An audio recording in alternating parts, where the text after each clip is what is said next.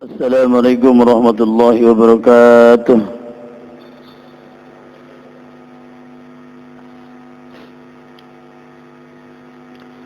Alhamdulillahilladzi 'allama al-Qur'an, khalaqal insana 'allamahul bayan, wa faddala habibahu 'ala rusuli bi inzalil Qur'an, wa karrama ummatahu 'ala sa'iril umam bi tilawatil Qur'an. أشهد أن لا إله إلا الله الخالق العلم وأشهد أن محمدا عبده ورسوله خير الأنبياء والأنام اللهم صل وسلم وبارك على هذا النبي الكريم سيدنا وحبيبنا وشفيعنا ومولانا محمد وعلى آله وأصحابه أجمعين Rabbi syrah li sadri wa yassir li amri wahlul 'uqdatam min lisani yafqahu qawli. Wa fawwidu amri ila Allah, innallaha basirun bil ibad. Subhanaka la ilma lana illa ma 'allamtana innaka antal alimul hakim. Rabbi a'udzu bika min hamazati syayatin wa a'udzu bika rabbi an yahdurun.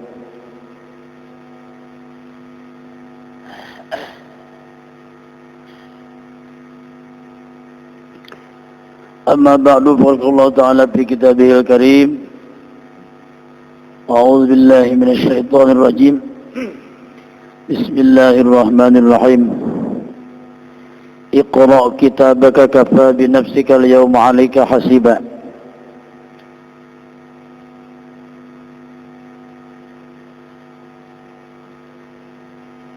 وقال رسول الله صلى الله عليه وسلم Talabul ilmi faridatun ala kulli muslimin wa muslimatin. Faqala aidan utlubul ilma minal mahdi ilal lahdi. Sadaqallah sadaqa Rasulullah sallallahu alaihi wasallam. Puji syukur selalu kita panjatkan kepada Allah Subhanahu wa taala atas segala karunia anugerah beribu-ribu kenikmatan, baik nikmat lahiriah batiniah, terutama nikmat jalaliyah, nikmat iman dan Islam, serta nikmat panjang umur, sehat walafiat sehingga sampai pada malam ini meskipun kondisi seadanya dan tidak semestinya, tapi kita masih ada kesempatan dan kemauan dengan teknis apapun, selama itu masih bisa diatasi meskipun bertentangan. Ini salat begini bukan sunnah Rasul, ini udah jauh banget. Bagaimana Rasul sawu sufufakum? Ini mah apaan ini? Kagak ada sepisah salat kayak gini saya. Aduh, memang udah jelas-jelas ada niat terselubung jahat.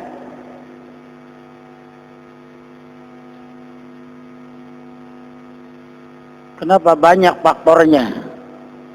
Dia akalnya banyak. Kenapa? Karena dukungan setannya banyak. Begitu. Wan naru khuffat bisyahawat.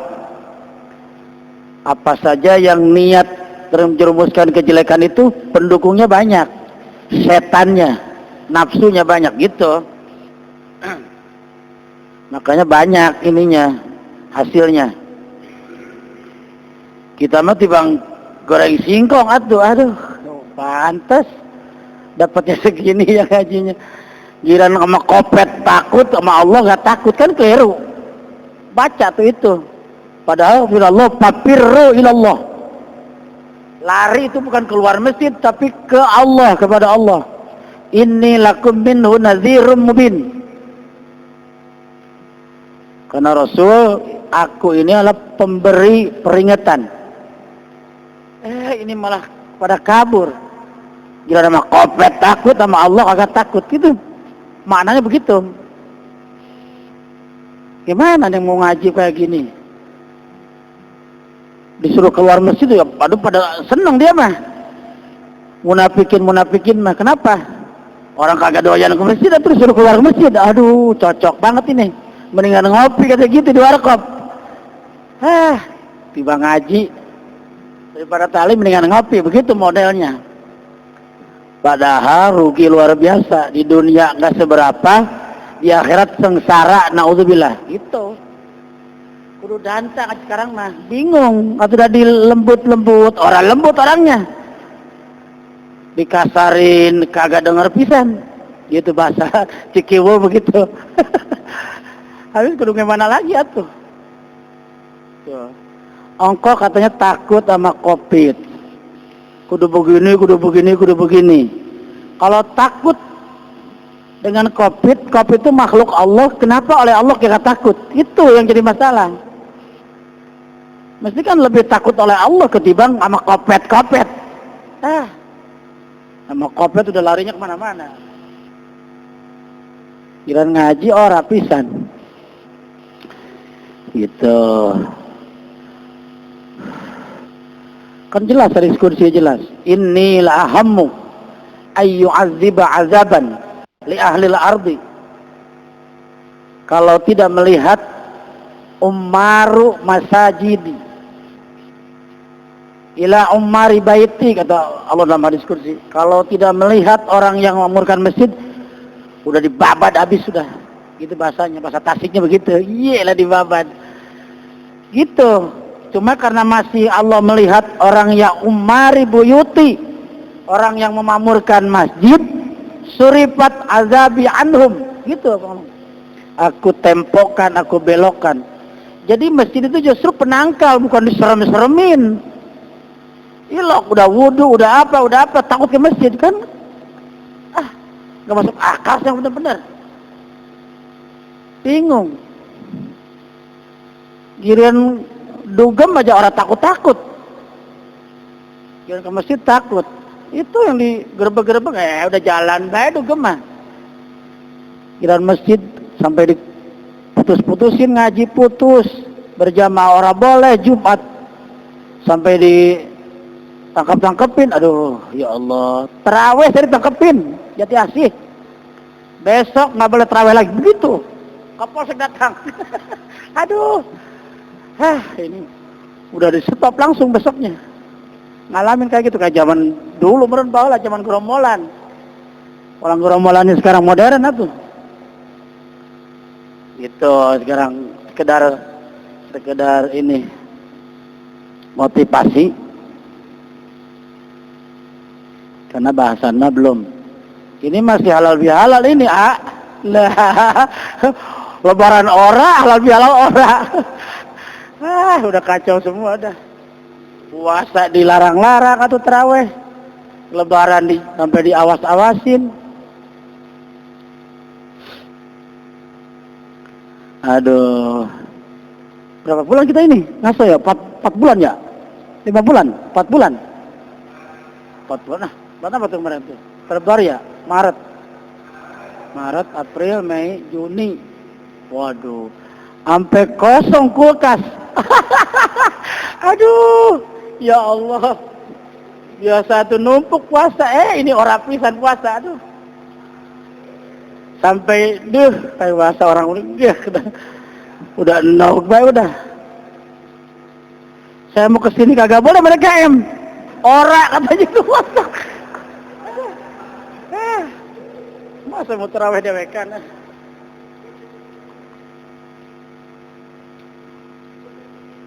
Tibang berapa kali doang terawih di masjid orang. Akhirnya malam-malam terakhir, baru 3 hari malam terakhir tuh, baru kita terawih bareng-bareng. Bodoh amat kalau saya mau datang polsek. Saya terawih aja sampai takbiran habis selesai. Lebaran suruh kesini malah. Aduh sono. Kita mah berjamaah tuh nggak pakai gini, enggak. Tuh maksudnya. Emang situ ngejamin situ. Orang yang ngejamin Allah ngapain gini-giniin. Saya udah sampai Jumat saya udah biasa aja sama di masjid. Masjid udah nggak ada kopet-kopet repot lah. Yang kelirunya itu, maksudnya sama kopet takut, sama yang bikin kopet tidak takut, itu yang jadi masalah. Jadi sengaja itu trik-trik PKI. Hayo orang dia jauh takut-takutin dijauh-jauhin. Kan udah bertentangan ini. Sholat udah ngikuti Nabi. Berjamaah Jumat udah ora boleh. Waduh. Ke masjid kudu begini. Yang timbang wudu aja cukup wudu. Udah cuci tangan. Udah jaminannya luar biasa tuh kalau wudu. Jangan kan sekarang, nanti di akhirat yang menjadi lampu matanya orang-orang yang suka wudu. Mukanya moncorong kayak bulan purnama. Ini malah kopet dilarang-larang gua ke masjid. Allahu Akbar. Nggak ngikutin, kita ditangkap. Ya Allah, ngikutin orang gelempisan, orang seneng.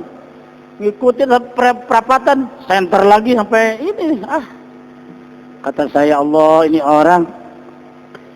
Cuma itu yang kelirunya pemahamannya. Karena COVID virus takut, sama yang mengendalikan COVID virus tidak takut, itu yang jadi masalah. Makanya gede banget Allah kalau tidak melihat takmir masjid udah habis ini.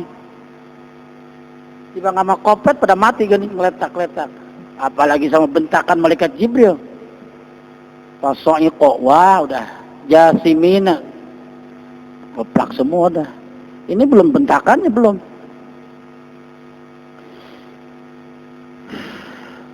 Ini gak usah ngaji, angin ngobrol ini mah. Ya, besok ngaji mah.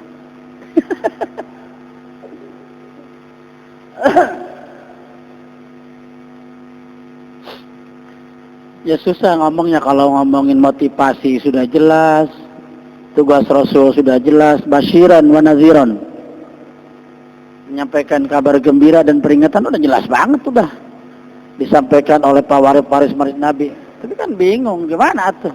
Lebih dengar dokter, lebih dengar wali kota, lebih dengar gubernur ketimbang kiai.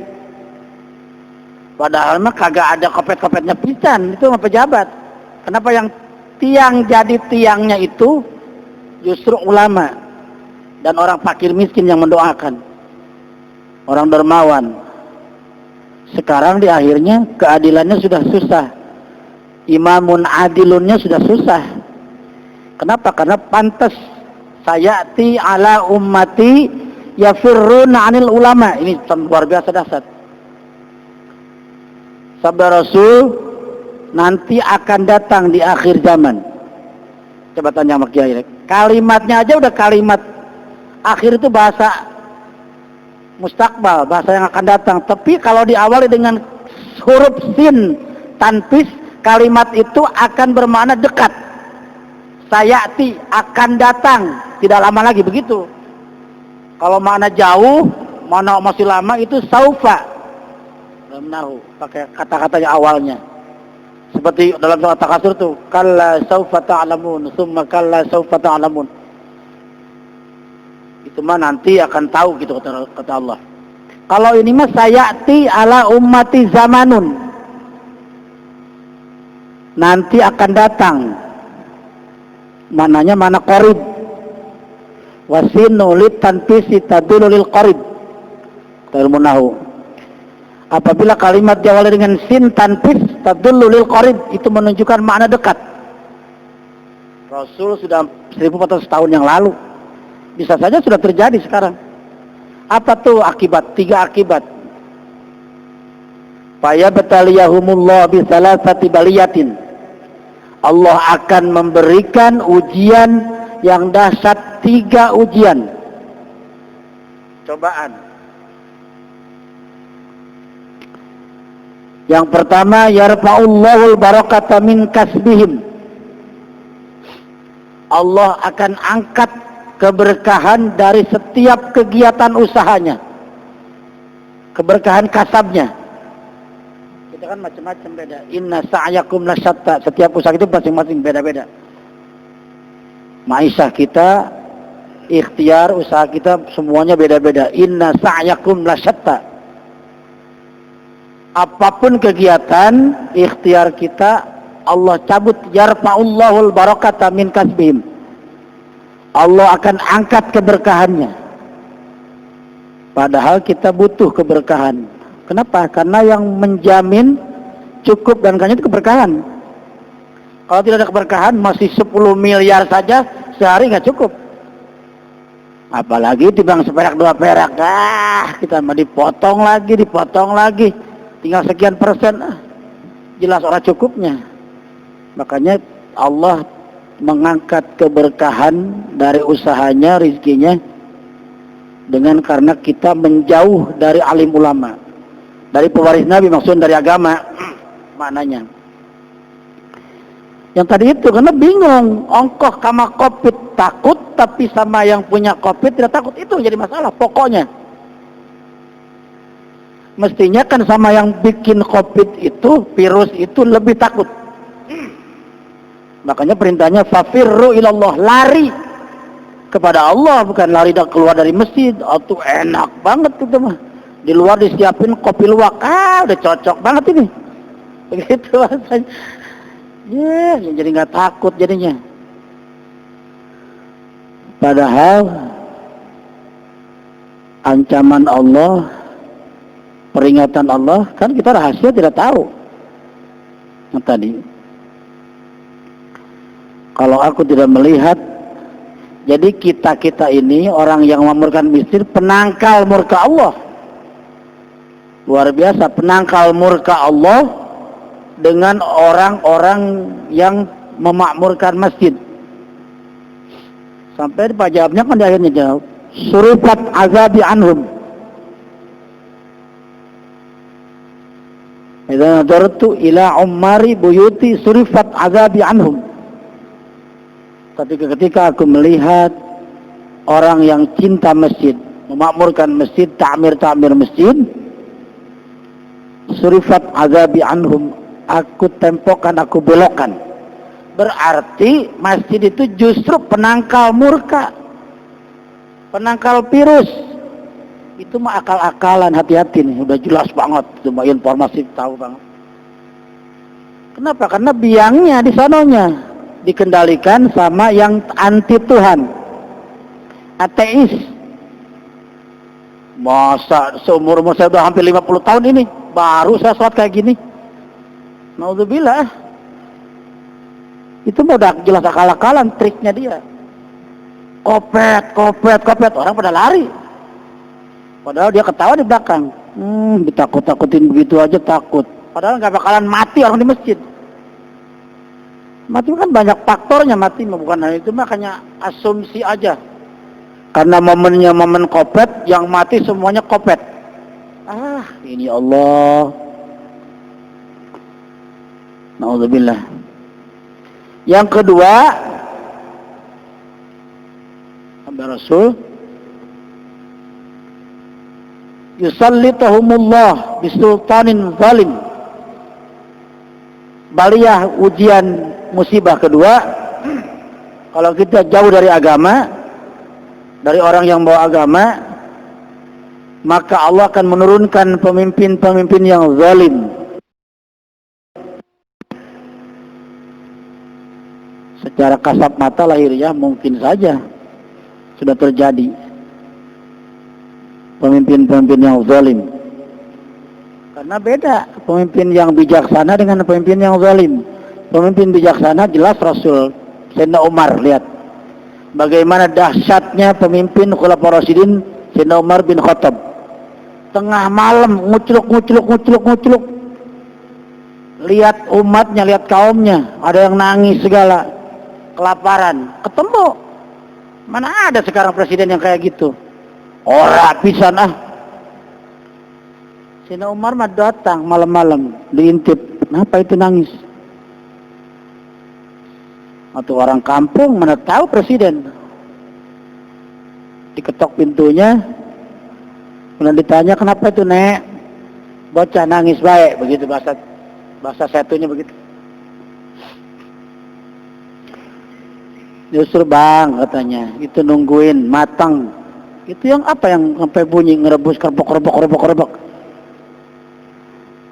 Dia nungguin makanan sampai lapar. Padahal bukan makanan, itu yang direbus batu. Ngibulin bocah saking nggak adanya. Kalau sekarang mau timbang ubi mah banyak atuh Dulu mah mana ada ubi. Ubi itu bid'ah. Ketemu lagi nih. Jadi orang melarang-larang ini itu nggak boleh itu orang picik. Orang nggak tahu situasi dan kondisi. Orang adanya ubi, masa makan korma? Yang ada ubi yang makan. Itu jangan ngerepotin diri. Itu wala tulqu biaidikum ila tahlukah. Jangan bikin cari yang susah. Ini udah korma orang ada ubi kagak dimakan, atau mau ada pisan. Yang ada ubi makan ubi, yang ada talas makan talas, gitu maksudnya. Yang makanya disebut dalam usul fikih al aslu fil asya'a libahah. Ini mengikuti sunnah Nabi, tidak tahu kondisi. Jangan disamain, nggak bisa. Makanya Sayyidina Umar berpesan, adibu auladakum, ajarin putra putrimu, karena nanti kehidupannya beda dengan kita. Laisa bizamanikum, bukan kehidupan seperti sahabat. Keturunanmu nanti modelnya lain lagi.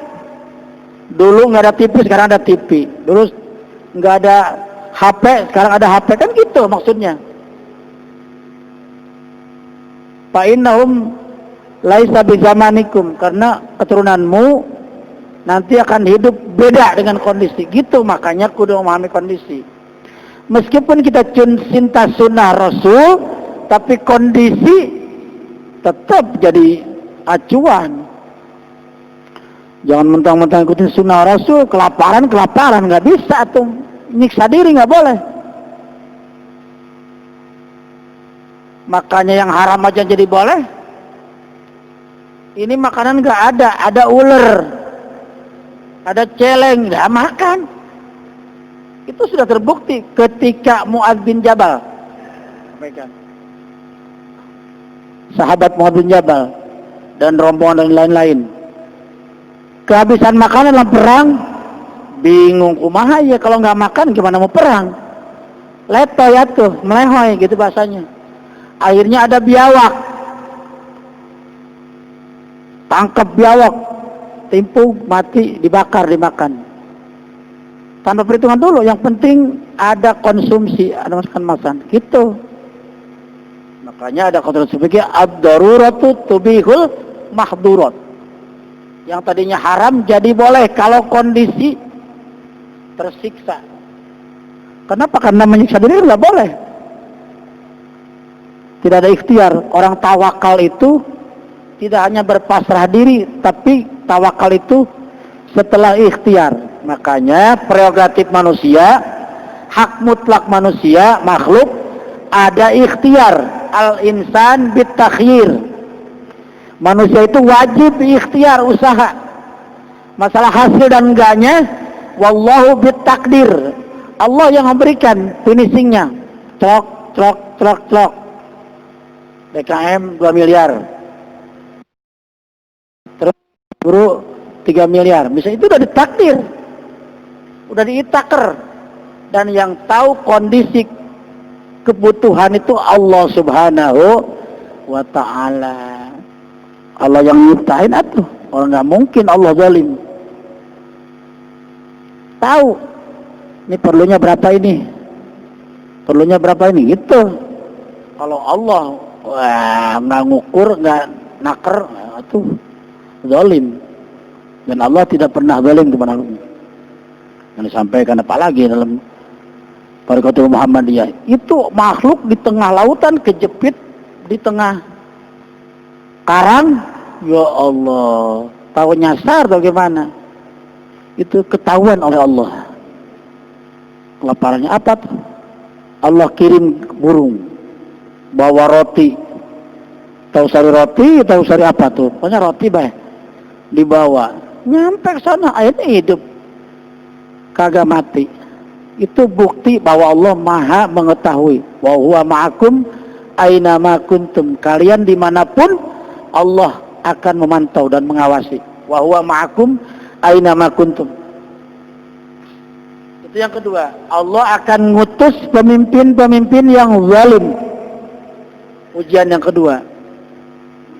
Yang ketiga, wa yakhrujuna minad dunya bighairi iman.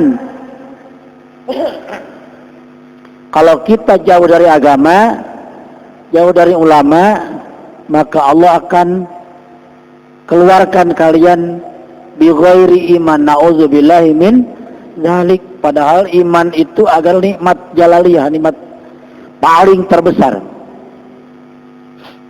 Jadi nikmat yang paling besar tidak ada kecuali iman, agama. Dan agama itu jaminan. Jadi orang yang tidak beragama itu, kan sampaikan kemarin, itu modelnya tidak berakal hakikatnya. Kenapa? Karena agama disampaikan, diberikan lizawil uquli wad'un ilahiyun.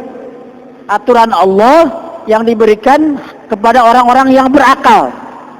Berarti kalau orang tidak mau menerima agama, berarti orang itu kurang sempurna akalnya, begitu bahasanya, mafhumnya. Iya, kata orang hidup, orang Tuhan, percaya Tuhan katanya. Tapi agama nggak mau. Padahal agama kan wad'un ilahiyun lizawil uquli lisa'adatihim. Untuk kebahagiaan, jaminan keberuntungan, kebahagiaan dunia akhirat adalah agama. Lisa'adatihim fid dunya wal akhirah, fid darain. Jaminannya orang yang beragama, yakin dan iman beragama, maka nanti khususnya hakikat di akhirat nanti akan bahagia. Karena masa goblok-gobloknya kita nih, mualusnya minta ampun, tapi tetap nanti kenapa? Karena ada ini, ada iman. Nggak mempan api iman mah. Yukhraju minan nar man fi qalbihi mithqala dzarratin min iman. Meskipun nanti digodok, direbus dulu, tapi imannya nggak hancur. Coba bayangin kan kehebatannya. Makanya Allah mengirim malaikat keluarin si anu, karena dia punya iman. Padahal tibang kawin doang, asyhadu alla ilaha illallah, asyhadu gitu.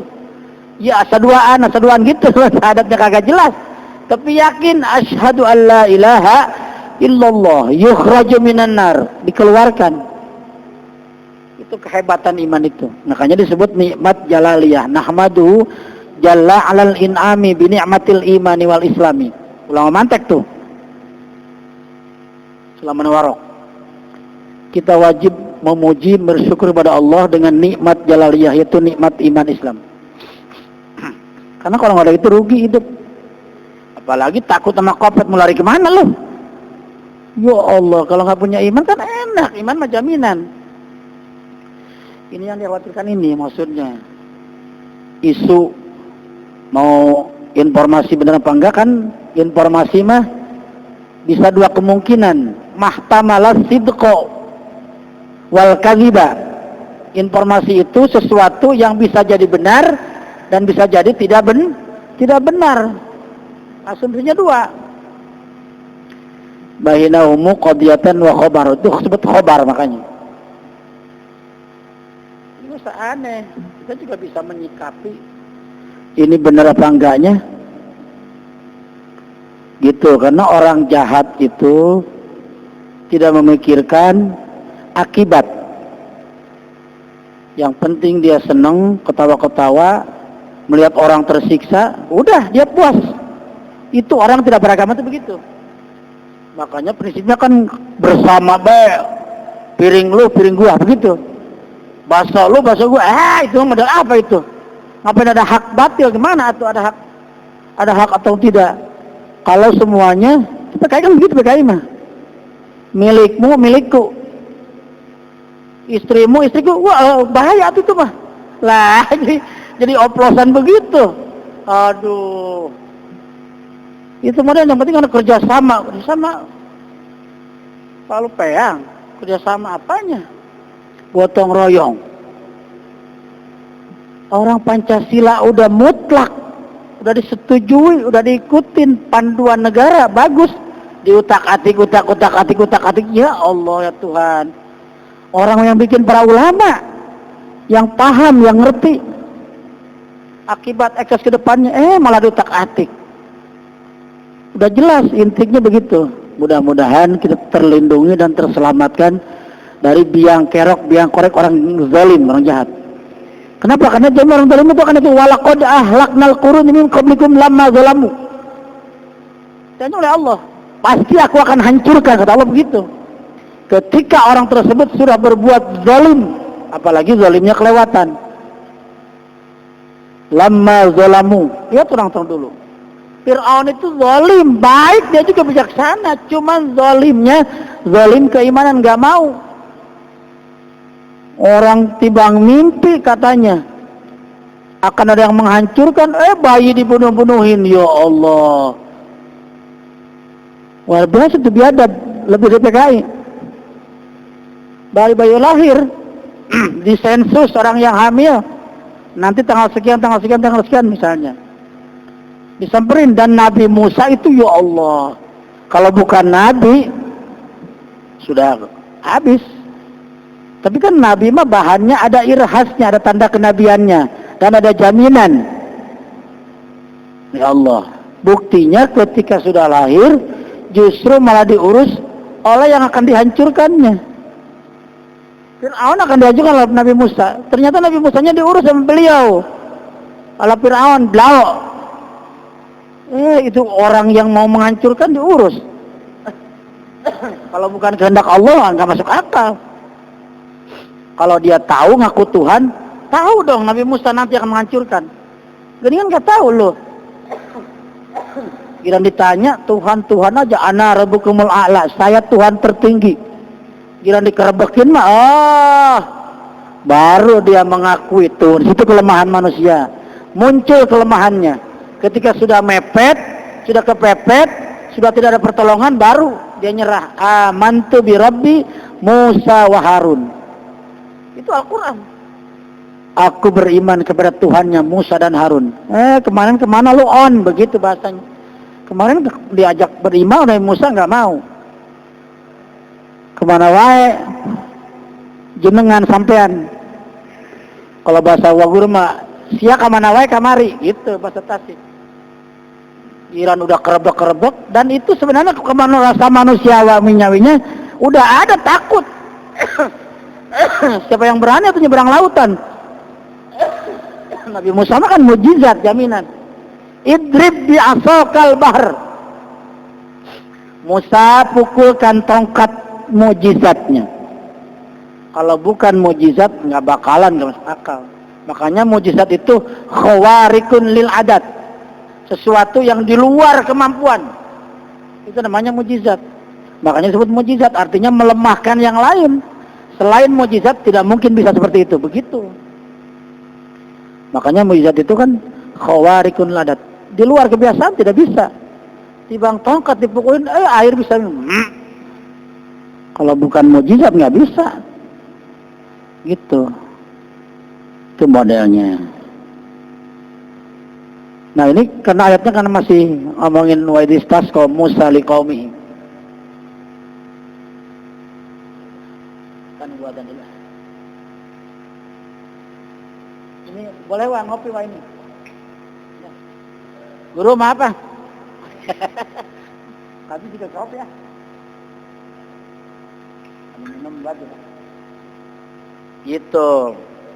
Mudah-mudahan mulai hari ini niat baik kita semua dicatat oleh Allah sebagai ibadah dan dibalas oleh Allah dengan berlipat yang berlipat ganda, dan menjadi tabungan kita nanti di akhirat dan saksi. Al yauma nakhtimu ala afwahihim wa tukallimuna aydihim wa tashhadu arjuluhum bima kanu yaksibun. Jaminan. Kaki kita jadi saksi, tangan kita jadi saksi, dan mata kita jadi saksi. Kenapa? Karena nanti yang ngomong bukan mulut yang biasa ngomong. Al yauma nakhtimu. Nakhtimu itu adalah khotam, artinya ditutup, dikunci, ceklek, udah. Yang bisa ngomong ditutup. Yang bisa ngomong tangan, kaki dan sebagainya. Itu diperlihatkan oleh Allah. Makanya mudah-mudahan apapun kondisi, apapun keadaan, karena kan bijaksananya Allah itu ibadah tidak ada yang dipaksa. Diponis dalam surah Al-Baqarah, la yukallifullahu nafsan illa wus'aha. Tidak akan memaksakan setiap perintah Allah dan tidak memberatkan. Maka nafid dini min harajin. Tidak ada perintah agama yang memberatkan di luar kemampuan manusia, tidak ada. Orang sholat aja itu gampang banget. Bisa berdiri, bisa nggak bisa berdiri, duduk, nggak bisa duduk, geletak, nggak bisa geletak aja gotong, gitu. Begitu mudahnya agama. Ad-dinu yusrun. Agama itu kemudahan dan jaminan kebahagiaan dunia dan akhirat.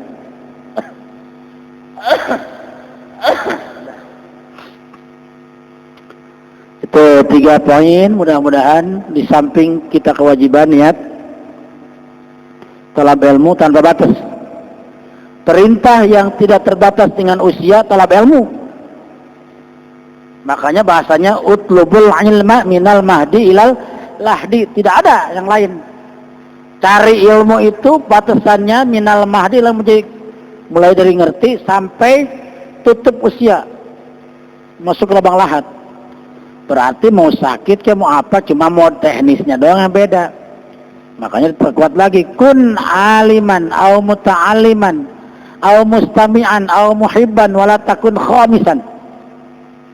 Itu kondisi.